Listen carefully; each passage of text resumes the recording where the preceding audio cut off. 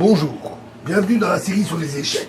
Donc toujours sur le roi exposé au centre, ici ayant quitté sa case d'origine, et une partie de Yates contre Nimzowitsch, qui s'est joué à Karlsbad en 1923, et le trait est au noir. Alors, les noirs ont une qualité de plus, et même un pion de plus. Mais la réalisation de ce gros avantage aurait encore coûté beaucoup de peine, parce que les pièces blanches sont postées de manière particulièrement active. En particulier le cavalier en E5. Et donc, Nimzowitsch décida de sacrifier sa tour. Tour prend E5, très très fort coup. F prend E5, Dame prend E5,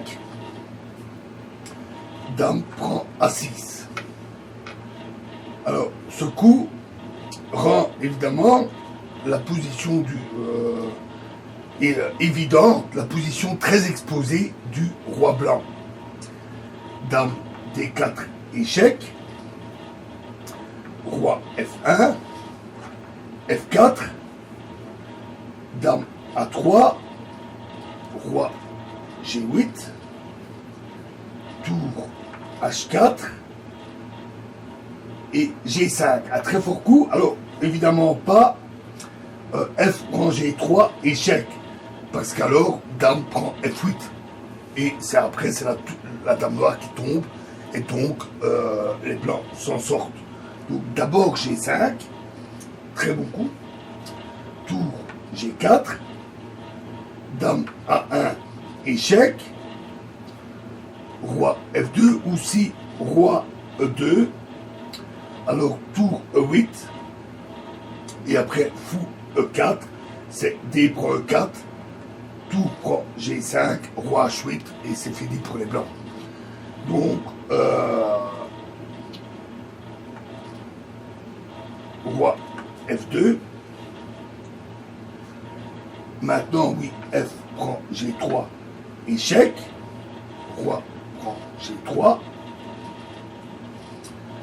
Dame E5, échec.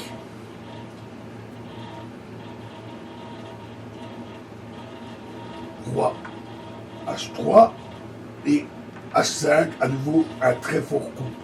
Maintenant, si tour G3, alors G4 échec.